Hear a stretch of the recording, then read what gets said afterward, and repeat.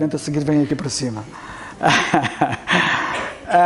E então vamos abrir a Bíblia na primeira carta de Timóteo, capítulo 2, e peço-vos para ficarem de pé, por favor.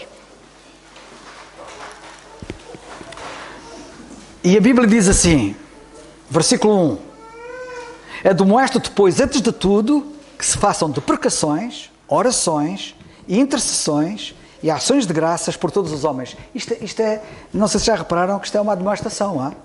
Isto é uma admoestação. Façam. Estivemos a fazer alguma coisa disto, agora. Pelos reis e por todos os que estão em eminência, nós não oramos na altura pelos que estão em eminência, pelos nossos governantes, mas em pensamento podemos orar por eles, e devemos. Para que tenhamos uma vida quieta e sossegada em toda a piedade e honestidade. Porque isto é bom e agradável diante de Deus, nosso Salvador. Que quer que todos os homens se salvem e venham ao conhecimento da verdade. Porque há um só Deus e um só mediador entre Deus e os homens, Jesus Cristo, o homem. E agora estamos aqui neste versículo. O qual se deu a si mesmo em preço de redenção por todos, para servir de testemunho a seu tempo. Para o que diga a verdade em Cristo, não minto, foi constituído pregador e apóstolo e doutor dos gentios na fé e na verdade. Quer, pois, que os homens orem em todo lugar, levantando mãos santas, sem ira nem contenda. Que do mesmo modo as mulheres se ataviem em traje honesto, com pudor e modéstia, não com tranças, ou com ouro, ou pérolas, ou vestidos preciosos. Mas como convém a mulheres que fazem profissão de servir a Deus com boas obras. A mulher aprende em silêncio, com toda a sujeição. Não permite, porém, que a mulher ensine nem use de autoridade sobre o marido, mas que esteja em silêncio, porque primeiro foi formado Adão, depois Eva, e Adão não foi enganado, mas a mulher, sendo enganada, caiu em transgressão. Salvar-se-á, porém, dando à luz filhos, se permanecer com modéstia, na fé, na caridade e na santificação. Que o Senhor acrescente a sua bênção agora ao estudo da sua palavra.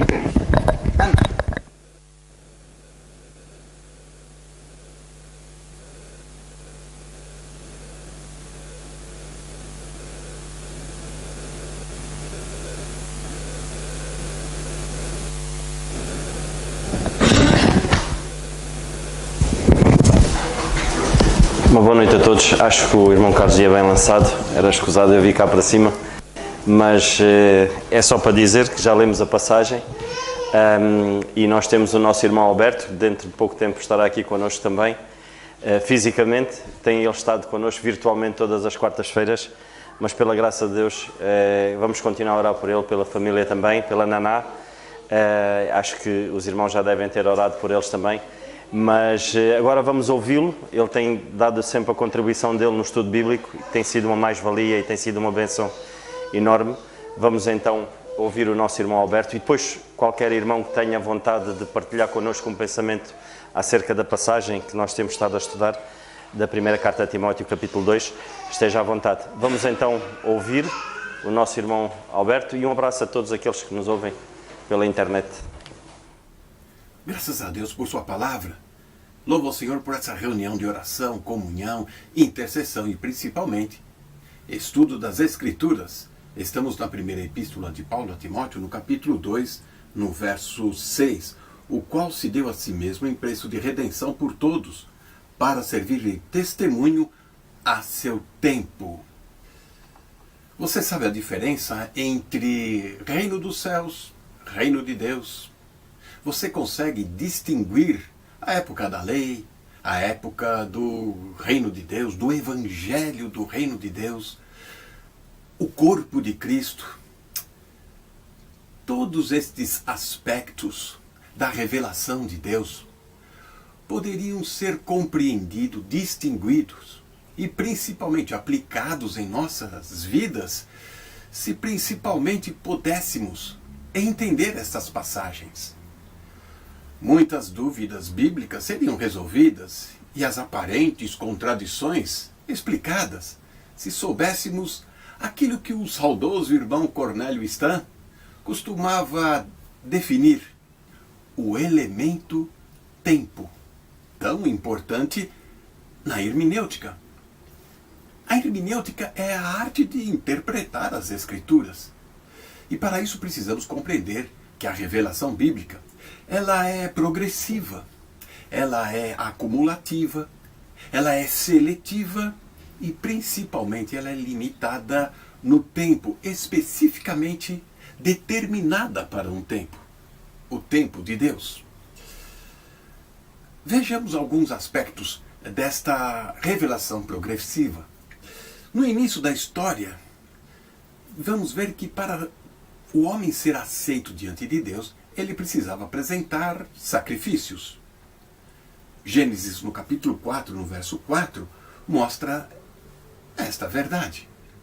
Mais tarde, um pouquinho além, Deus ainda coloca algo mais. A circuncisão, no Gênesis 17, com Abraão. E um pouco mais adiante, nós vamos encontrar Deus apresentando a lei ao povo de Israel. Isso está em Êxodo 19, verso 5, Êxodo 20 e daí por diante. Tempos e tempos mais tarde vai aparecer o Evangelho do Reino, pregando arrependimento, batismo com água. Isso está lá em Marcos, no capítulo 1, no verso 4, Atos, capítulo 2, no verso 38. E Atos é a transição de um evangelho para o evangelho da graça. Vamos compreender um pouco melhor, olhando o que queremos dizer como elemento do tempo, que está registrado no texto de Romanos, capítulo 3. Lá podemos ver e entender um pouco melhor. Após discutir a função da lei, no capítulo 3 de Romanos, no verso 19 e 20, Paulo vai apresentar no verso 21 de Romanos 3, mas agora se manifestou sem lei a justiça de Deus.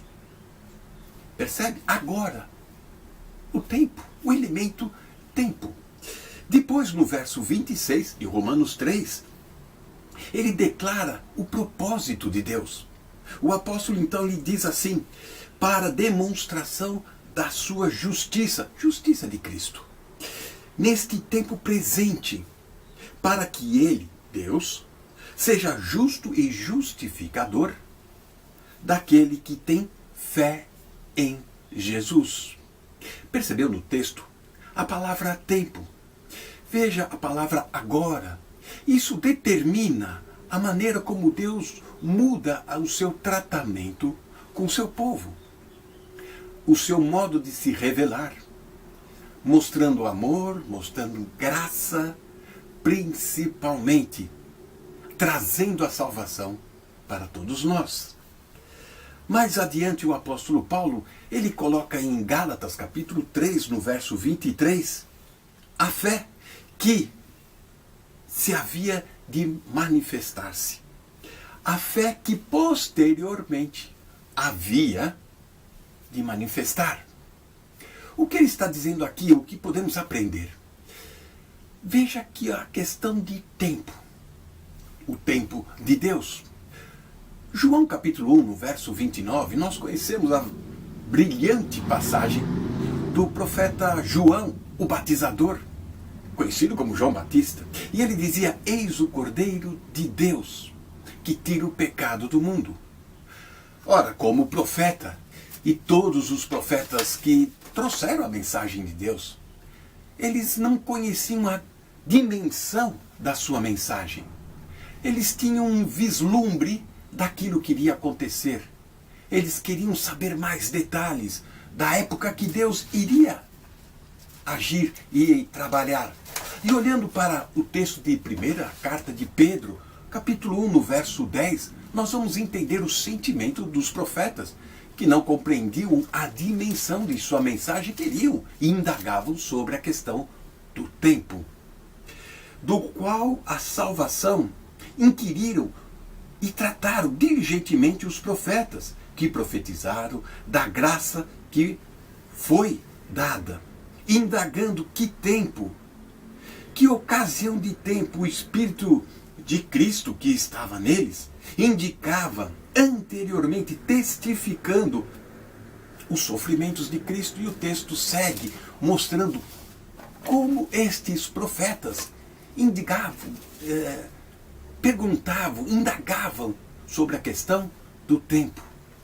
Nós vamos entender que somente com o apóstolo Paulo, que a salvação pela graça através da fé, nós vamos entender que a obra de Cristo Jesus lá na cruz do Calvário e a redenção completa, suficiente de Cristo Jesus para nos trazer a paz, nos trazer a salvação, esta revelação é culminada com o apóstolo Paulo, que é o assunto do verso 7, que será o motivo do nosso estudo a seguir.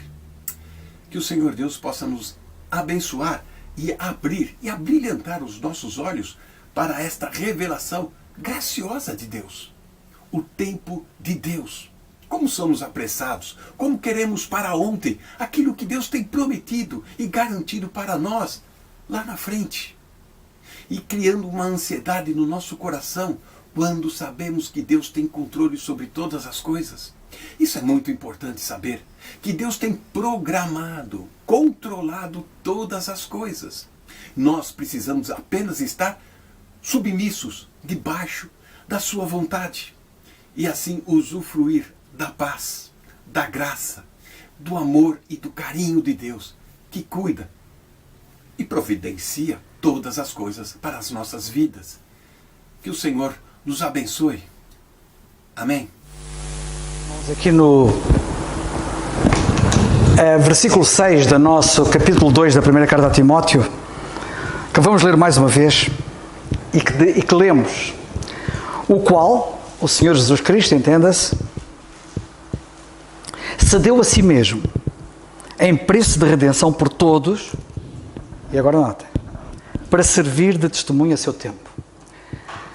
Eu já há 15 dias ou 3 semanas, portanto, no último ou no antepenúltimo estudo, eu fiz uma alusão ao significado, em parte, do que temos no versículo 6, que diz que aquilo que o Senhor Jesus Cristo fez só serviria de testemunho a seu tempo, ou seja, não foi imediato. Como vocês sabem, no versículo 6 nós lemos, o qual se deu a si mesmo em preço de redenção por todos. E a pergunta é, quando é que ele se deu a si mesmo em preço de redenção por todos? Foi na cruz, certo?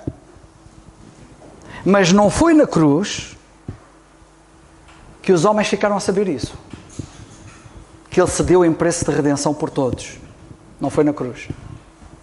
Só mais tarde, posteriormente, é que nós vemos Deus revelar estas verdades ao apóstolo Paulo, e ele, nas suas epístolas, escreve acerca delas. E por isso é que ele diz aqui, o qual se deu a si mesmo em preço de redenção por todos, para servir de testemunho. O testemunho disto só viria a acontecer a seu tempo. E nós sabemos que foi posteriormente, não foi na cruz. Na cruz ninguém ficou a saber o que é que ele estava ali a fazer. Ninguém percebia o significado do que ele estava a fazer. E já agora deixar-me dizer uma coisa muito importante. Até ali à cruz, quando a Bíblia fala na redenção, e aqui nós temos aqui uma alusão à redenção, o qual se deu a si mesmo em preço de redenção por todos, e no último estudo nós falamos alguma coisa sobre esta questão da redenção. A verdade da redenção não estava revelada. É bom que vocês tenham noção disto. Isto só veio a servir de testemunho a seu tempo. Temos a redenção no Velho Testamento, em toda a Bíblia, em figuras, em tipos, em sombras, mas não temos a verdade da redenção por todos claramente revelada, nem pouco mais ou menos, só em figuras, em tipos e em sombras. E eu vou-vos chamar a vossa atenção para isto, porque isto é de facto muito importante. No versículo 7, lemos assim: para o que diga a verdade em Cristo, não minto, eu fui constituído apóstolo, fui constituído pregador e apóstolo e doutor dos gentios na fé e na verdade. Ele foi constituído pregador e apóstolo para estas verdades se servirem de testemunho a seu tempo. Foi por isso que ele foi constituído. Porque foi através dele que nós ficamos a saber isso. Antes dele ninguém sabia disto. E eu agora vou pedir muita atenção. Eu às vezes depois vou-me embora. Quando eu acabo de falar aqui, vou-me embora, vou para casa e eu vou assim, eu se calhar não expliquei aquilo direito, não expliquei aquilo corretamente. E eu tenho que explicar isto corretamente e tenho que explicar isto direito. E, enfim, isto não depende de mim, não é? Depende do Senhor, como vocês sabem. Mas a gente tem que fazer o melhor que a gente pode e sabe. Para vocês poderem perceber bem aquilo que eu estou a dizer. A redenção que estava revelada até aqui era só a redenção de Israel. Ponto. Escusam, podem procurar a Bíblia de fio a pavio. A redenção que estava revelada era apenas a redenção de Israel. E quero chamar a vossa atenção para isto, porque a redenção por todos, como está aqui dito, só o vemos em sombras, em figuras e em tipos anteriormente. E isto é muito importante porque nós só conhecemos as sombras, as figuras e os tipos depois da verdade revelada. Antes da verdade revelada ninguém sabia que aquilo era uma sombra, ou que era uma figura, ou que era um tipo. Não é? Quando Deus fez Adão dormir e do sono de Adão tirou Eva, nós hoje sabemos que aquilo é uma figura de Cristo e da Igreja. Mas quando Deus fez isso, ninguém sabia nada disso. Ninguém sabia que aquilo tinha a ver com Cristo e que tinha a ver com a Igreja. Hoje é que nós sabemos, pela revelação já completa, ok? Para vocês poderem perceber. Quando a Bíblia fala em redenção propriamente dita, só fala, até aqui, até o apóstolo Paulo, só fala da redenção de Israel. E eu vou-vos mostrar. Lucas capítulo 1, podem ler, por favor. Em Lucas no capítulo 1,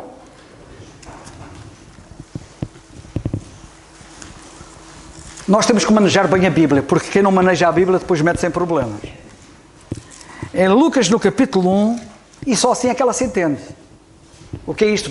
Desta verdade da redenção servir de testemunho a seu tempo, e não antes do tempo. E o Alberto falou acerca do tempo, a importância do tempo, ainda agora. Em Lucas no capítulo 1, nós temos o cântico de Zacarias, o pai de João Batista. E no versículo 68, lemos assim: Bendito o Senhor Deus de Israel, cantou ele, porque visitou e remiu o seu povo. Redenção, povo de Israel. Ponto. Ok? Porque ele visitou. Bendito seja o Senhor Deus de Israel, Deus de Israel, sublinho, Israel, porque ele visitou e remiu o seu povo Israel. Ok? Redenção tem a ver apenas com Israel. E nos levantou uma salvação poderosa na casa de David, seu servo, como falou pela boca de todos os seus santos profetas desde o princípio do mundo. Já agora um pequeno pormenor. Estas verdades estavam de acordo com a revelação de todos os profetas, desde o princípio do mundo. Todos os profetas falaram disto. Enquanto que esta verdade que o apóstolo Paulo fala, e ele diz nas suas epístolas, nenhum profeta sabia. Era um segredo, que eles chamam um mistério, escondido em Deus, e que só foi revelado a seu tempo, a Paulo e por seu intermédio a todos nós. Como falou pela boca dos seus santos profetas desde o princípio do mundo, para nos livrar dos nossos inimigos. E estes inimigos eram físicos, ok? Inimigos de Israel. E cá está a redenção, a libertação, da mão de todos os que nos aborrecem, para manifestar misericórdia a nossos pais e lembrar-se do seu santo concerto, porque Deus tinha feito um concerto com eles, uma aliança. E do juramento que jurou a Abraão, nosso pai, de conceder-nos que, libertados da mão de nossos inimigos, o serviríamos sem temor. E por aqui já chega o que eu queria chamar a vossa atenção para vocês verem no contexto. O cântico de Zacarias fala na redenção de Israel. Era o que toda a gente sabia até ali, não havia outro tipo de redenção. Hoje sabemos que em figuras, em sombras, em tipos, podemos olhar para todo o Velho Testamento e encontrarmos lá sombras, figuras e tipos da redenção. Mas quem lia aquilo na altura não percebia nada disso. Ok? Hoje, com a revelação que temos, é que sabemos disso. Salmo 130. Abram a Bíblia. Bíblia ao meio. Salmo 130. E vejam o que está escrito nos versículos 7 e 8.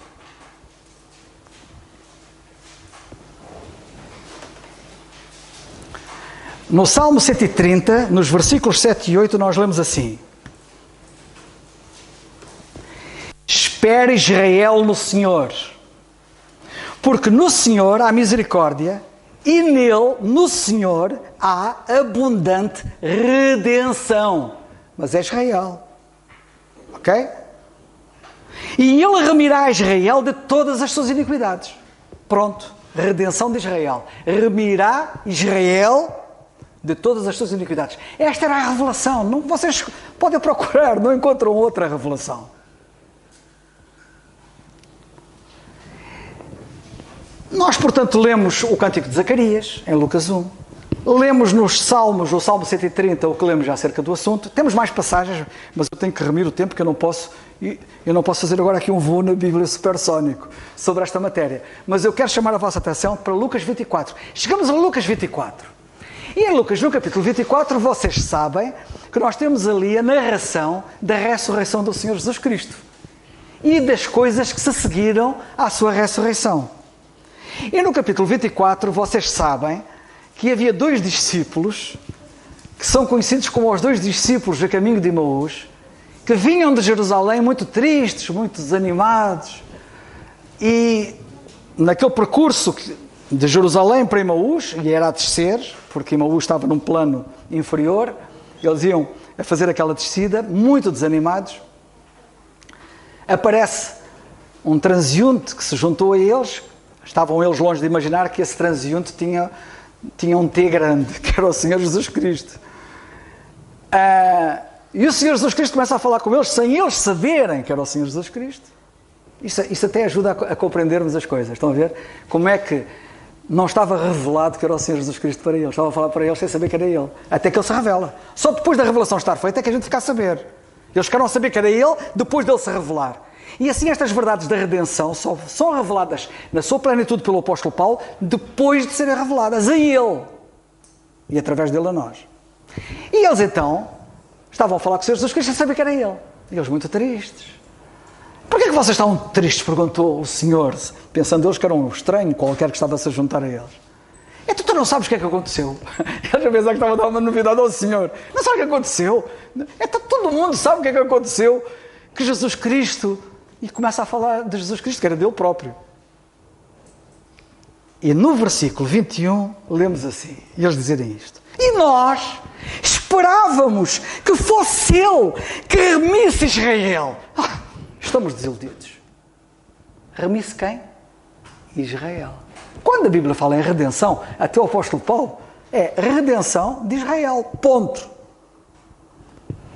Mas agora, na nossa passagem, na primeira epístola a Timóteo, no capítulo 1 e versículo 6, capítulo 2, versículo 6, lemos que o Senhor Jesus Cristo se deu a si mesmo em preço de redenção por todos.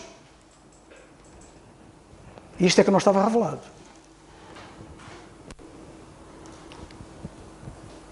Mas a seu tempo...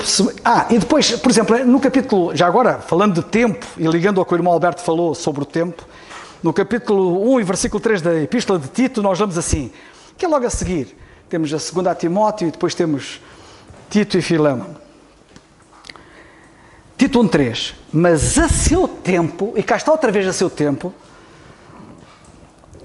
Deus manifestou a sua palavra pela pregação que me foi confiada. Estão a ver o que está aqui escrito? Eu não estou a inventar. Foi a seu tempo que Deus manifestou a sua palavra pela pregação que me foi confiada, segundo o mandamento de Deus, nosso Salvador. Isto, teríamos aqui pano para mangas para falar muita coisa sobre este assunto. Mas eu gostava de ir um pouco mais adiante. Há aqui muitas coisas, há aqui uma coisa que eu vou falar agora, que eu tenciono falar na sequência daquela mensagem que eu dei aqui há pouco tempo atrás, sobre a presente verdade. E eu até tenho pena de estar a falar nisto e não falar no resto. Mas vou-me cingir apenas a isto que tem a ver com o assunto que estamos aqui a tratar.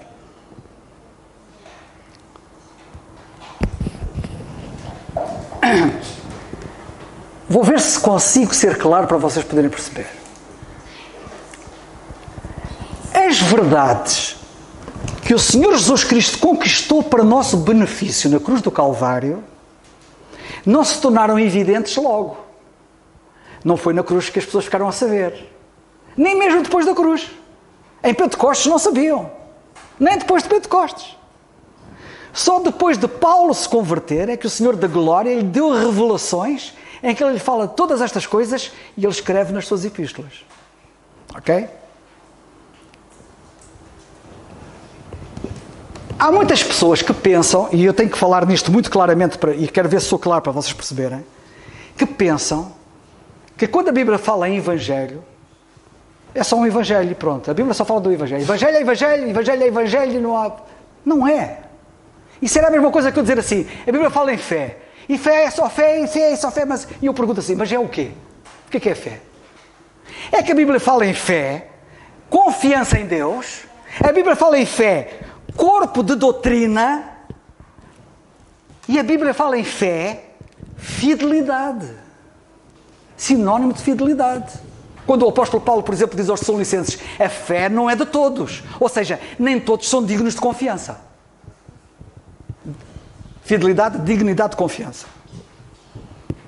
A fé não é de todos. Portanto, quando a gente lê uma coisa na Bíblia, tomemos muita atenção. Estamos a falar de quê? É que fé não se resume em fé-confiança. Judas diz que nós temos que combater pela fé que uma vez foi dada aos santos.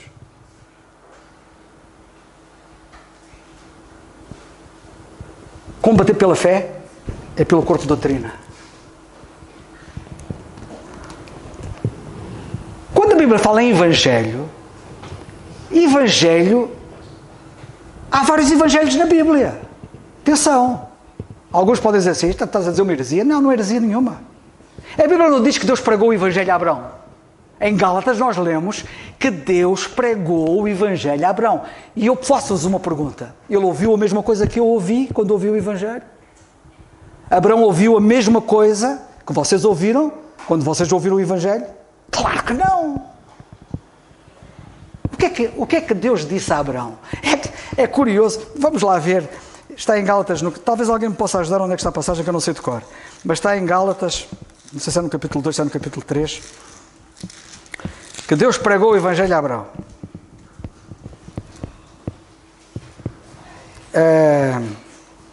Dizendo, Deus, está aqui, 3:8. Gálatas 3:8 diz assim: ora, tendo a Escritura previsto que Deus havia de justificar pela fé os gentios, anunciou primeiro o evangelho a Abraão. Anunciou primeiro o evangelho a Abraão, dizendo... Quando se fala em evangelho, temos que saber qual é o conteúdo. Qual é o conteúdo? Dizendo... Em que é que consistia o evangelho que Abraão ouviu? Todas as nações serão benditas em ti. Este foi o evangelho que ele ouviu, não foi o que eu ouvi. Deus não chegou ao pé de mim e disse assim, olha, todas as nações vão ser benditas em ti. A palavra evangelho quer dizer apenas boas notícias. E depois, de acordo com o contexto, temos que ver que tipo de boas notícias. As boas notícias que Deus deu a Abraão foi que da semente dele, da descendência dele, ele ia abençoar todas as nações. Ou seja, Israel, que seria da descendência dele, seria uma bênção para todo o mundo. Foi este o evangelho que ele pregou a Abraão. E nós precisamos de saber qual é o teor, já agora. Nós precisamos de saber qual é o teor do evangelho que nós hoje pregamos. Qual foi o evangelho que vocês ouviram para serem salvos? Eu vou-vos dizer qual foi a boa notícia. É uma notícia muito estranha, digo já. A boa notícia que Deus hoje anuncia, o evangelho que Deus hoje anuncia, para nós sermos salvos, é muito estranho. Porque diz assim, a boa notícia é esta: Cristo morreu pelos vossos pecados, de acordo com as Escrituras. Epá! Isto é uma boa notícia? Estar a dizer que alguém morreu não é uma boa notícia, mas não. Se alguém vai dizer a alguém, epá, fulano morreu, isto não é dizer uma boa notícia. Quem é que lhe vai dar a notícia? Perguntamos nós. É uma má notícia dizer que alguém morreu. Quem é que lhe vai dar a notícia? Ninguém quer dar uma má notícia. Mas esta é a única morte que é boa, porque significa o perdão dos nossos pecados. Cristo morreu pelos nossos pecados, segundo as Escrituras. Já agora, vocês venham cá ver no instante em 1 Carta aos Coríntios, capítulo 15. 1 Carta aos Coríntios, capítulo 15, e vejam ali o teor. O apóstolo Paulo notifica, declara, especifica o teor do Evangelho da Graça de Deus. Diz ele assim, versículo 1 do capítulo 15, também vos notifico, irmãos. Isto é uma notificação, atenção. Será bom que as pessoas tomem bem nota disto. Isto é para tomar nota. O Evangelho que já vos tenho anunciado, o qual também recebestes e no qual também permaneceis, pelo qual também sois salvos se o retiverdes, tal como vos tenho anunciado. Se é que não crestes em vão. E então ele passa a dizer o teor do Evangelho, que é isto. Porque primeiramente vos entreguei o que também recebi. E o que é que ele recebeu para ser anunciado como boa notícia? Que Cristo morreu por nossos pecados segundo as Escrituras, e que foi sepultado, e que ressuscitou ao terceiro dia segundo as Escrituras. Este é o teor do Evangelho da Graça. E chama-se Evangelho da Graça porque é um favor imerecido que Deus está a fazer a todo o pecador. Nenhum de nós merece ser salvo. Por isso é que a Bíblia diz, pela graça sois salvos, por meio da fé. Isto não vem de vós, é uma dádiva de Deus. Ora, este é o teor do Evangelho que nós abraçamos. Ok? Esta é a boa notícia. Cristo morreu pelos meus pecados. Muito bem. Agora tome atenção ao seguinte. Vou fazer uma pergunta, vou tentar, se Deus me ajudar, para vocês poderem perceber. O Senhor não mandou os seus 12 apóstolos. Os 12 apóstolos viveram antes de Paulo. Hein? Paulo não faz parte dos 12. Os 12 foram tornados apóstolos quando Cristo estava na terra. Excetuando Matias, que substituiu Judas. Paulo converte-se mais tarde em Atos capítulo 9. Ele não faz parte do grupo dos 12. Aliás, esta passagem diz assim: foi sepultado, ressuscitou ao terceiro dia, segundo as Escrituras, e que foi visto por Cefas, depois pelos 12, depois foi visto uma vez por mais de 500 irmãos, dos quais vivem ainda a maior parte, mas alguns já dormem também. Depois foi visto por Tiago, depois por todos os apóstolos, e por derradeiro de todos me apareceu também a mim. Ou seja, ele apareceu aos 12, e depois diz, e no fim apareceu a mim. Ele era um dos 12. Certo? Ele apareceu aos 12 e no fim de tudo, de todos, ele apareceu a mim. Ok? Agora, os 12 apóstolos. O Senhor escolheu 12. Todos nós sabemos isso. E mandou-os pregar o Evangelho ou não mandou? E eles foram pregar o Evangelho ou não foram? Mandou. E foram. Agora a pergunta que eu faço é esta. Eles pregaram que Cristo ia morrer pelos pecados das pessoas? Não. Eles não estavam a pregar a mesma mensagem que eu ouvi. Vocês querem saber o que é que eles pregaram? Vamos mostrar. Mateus capítulo 10. Vamos lá ver, só favor. Mateus 10.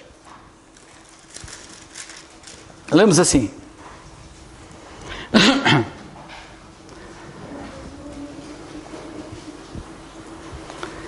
E chamando os seus 12 discípulos, versículo 1, deu-lhes poder sobre os espíritos imundos para os expulsarem e para curarem toda a enfermidade e todo o mal.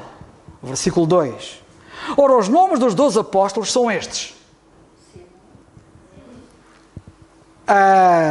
Simão, chamado Pedro, e André, o seu irmão, Tiago, filho de Zebedeu, e João, seu irmão, Filipe e Bartolomeu, Tomé e Mateus, o publicano, Tiago, filho de Alfeu, e Lebeu, apelidado Tadeu, Simão Cananita e Judas Iscariotes, aquele que o traiu. Agora tomem atenção ao versículo 5. Jesus enviou estes 12 e lhes ordenou dizendo, não ireis pelo caminho das gentes, nem entrareis em cidade de samaritanos. Ouçam, a gente não respeita isto hoje, pois não? A gente hoje vai a todo mundo, certo? Mas ide antes às ovelhas perdidas da casa de Israel. Por isso é que eles eram 12, porque Israel tem 12 tribos. Eles não eram 12 por acaso.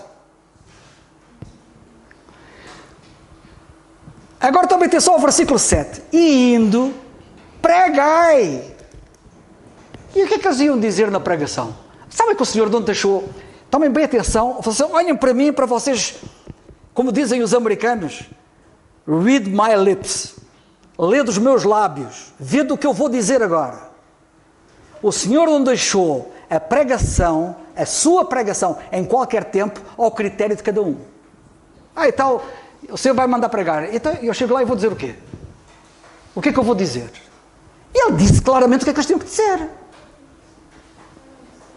O que é que a gente tem que dizer? Eu agora, hoje, tenho que pregar o Evangelho.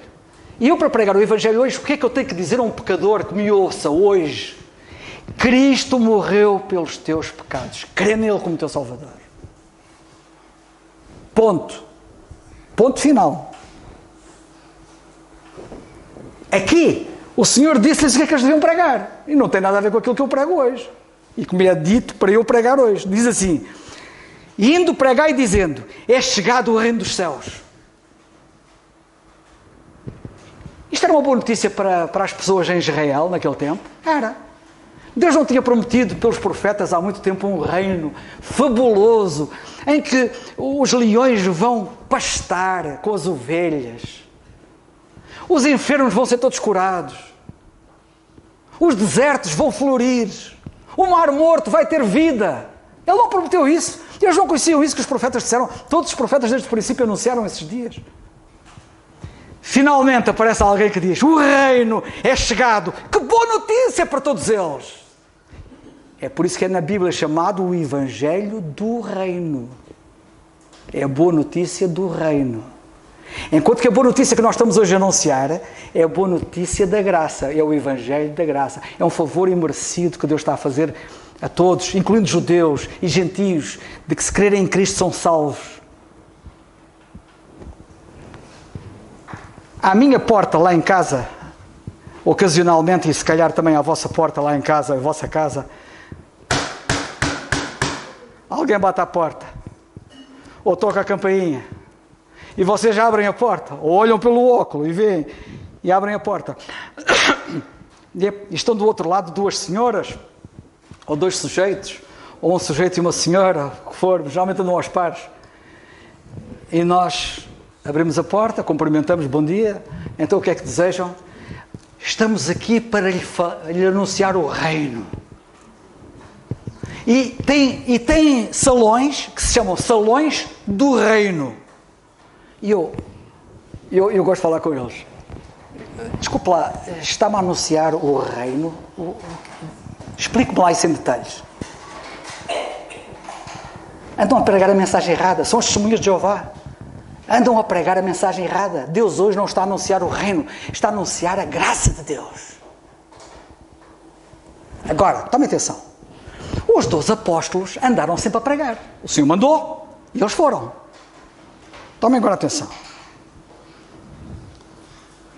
Vocês têm a noção, para que alguém que ainda tenha dúvidas, eventualmente, Carlos, tu não estás a exagerar um bocado? Não, não estou.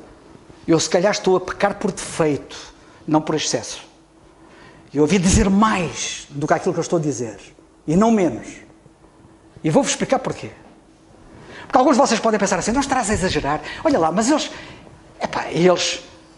não pregavam mesmo o que a gente prega hoje? Não, não pregavam. E como é que eu sei?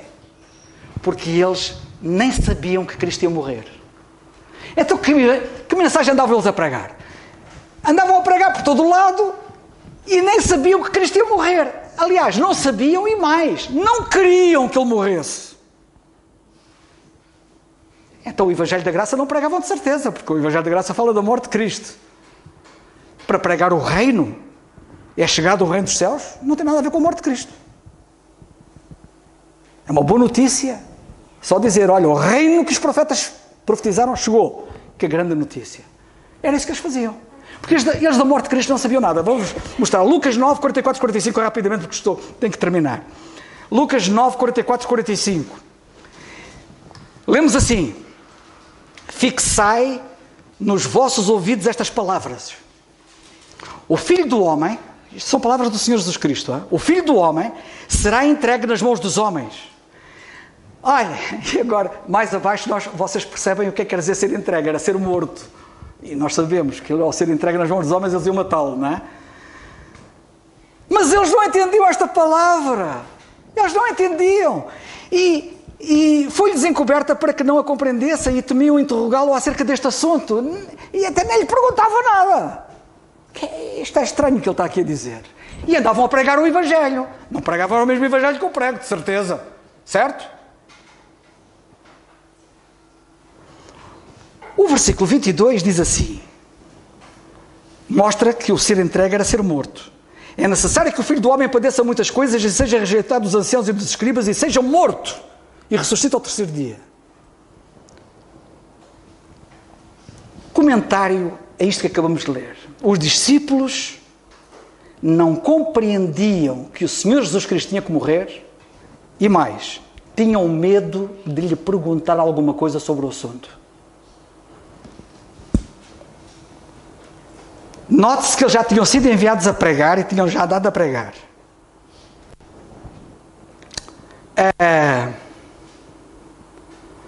Por exemplo, nós lemos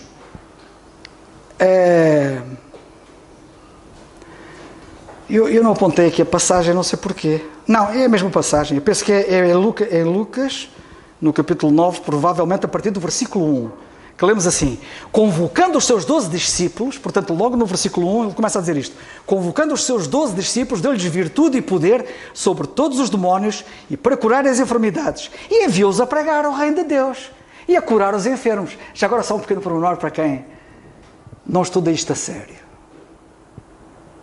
As curas tão propaladas por tantos na cristandade hoje em dia estão deslocadas do Evangelho da Graça.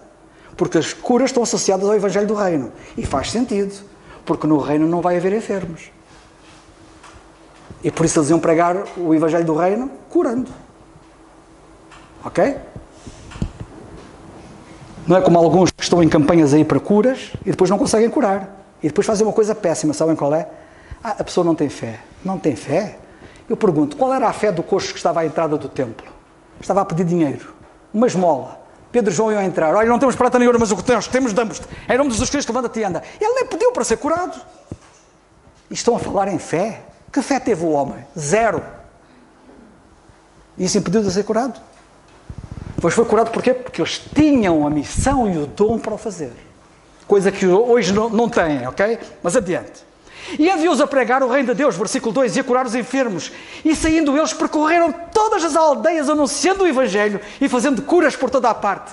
Estão a ver? Eles andavam a pregar. E regressando os apóstolos, contaram-lhe tudo o que tinham feito. No capítulo 18 de Lucas, lemos assim: tomando consigo os 12, disse-lhes: eis que subimos a Jerusalém, e se cumprirá no Filho do Homem tudo o que pelos profetas foi escrito. Reparem que isto que estamos a ler aconteceu cerca de 3 anos depois de eles andarem a pregar. Eles já tinham andado a pregar há 3 anos. E ele disse, quando tomou os 12, ele disse: vamos a Jerusalém. Ele ia para a morte. Se cumprirá no Filho do Homem tudo o que pelos profetas foi escrito. Pois há de ser entregue a gentes, escarnecido, injuriado e cuspido, e havendo-o açoitado, o matarão, e ao terceiro dia ressuscitará. E depois lemos no versículo 34. E eles nada disto entendiam. Ok? Não percebiam que Jesus ia morrer. E esta palavra lhes era encoberta, não percebendo o que se lhes dizia. Eles esperavam um Messias conquistador e não alguém que ia morrer numa cruz. Ok? Marcos 9. Estou a acabar.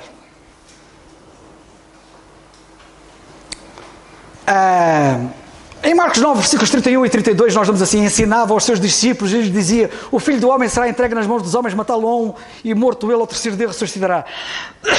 Mas eles não entendiam esta palavra e receavam interrogá-lo. Mateus 16, versículos 21 e 22, esta passagem é muito conhecida. Reparem bem. Desde então começou Jesus a mostrar aos seus discípulos que era necessário ir a Jerusalém e padecer muitas coisas dos anciãos, dos principais, dos sacerdotes e dos escribas, e ser morto e ressuscitar ao terceiro dia. E Pedro, tomando de parte, começou a repreendê-lo, dizendo: Senhor, tem compaixão de ti, de modo nenhum te acontecerá isso. Que evangelho Pedro andava a pregar? Que nem conhecia a morte de Cristo, nem percebia a necessidade dele morrer. Perceberam?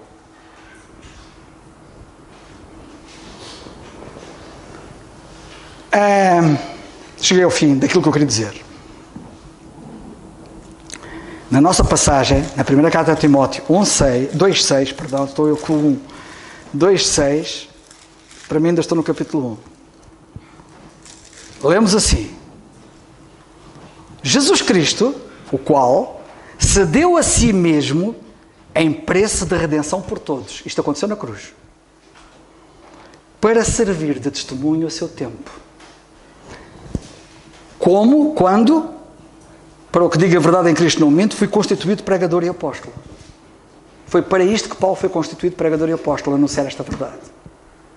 Antes dele, não temos esta verdade divulgada nem explicada. É Paulo que fala na redenção por todos. E eu dentro da minha simplicidade e fraqueza, tentei dar o meu melhor e espero ter ajudado alguma coisa a todos os que nos ouvem. Que o Senhor nos abençoe, Nando. Seja a palavra.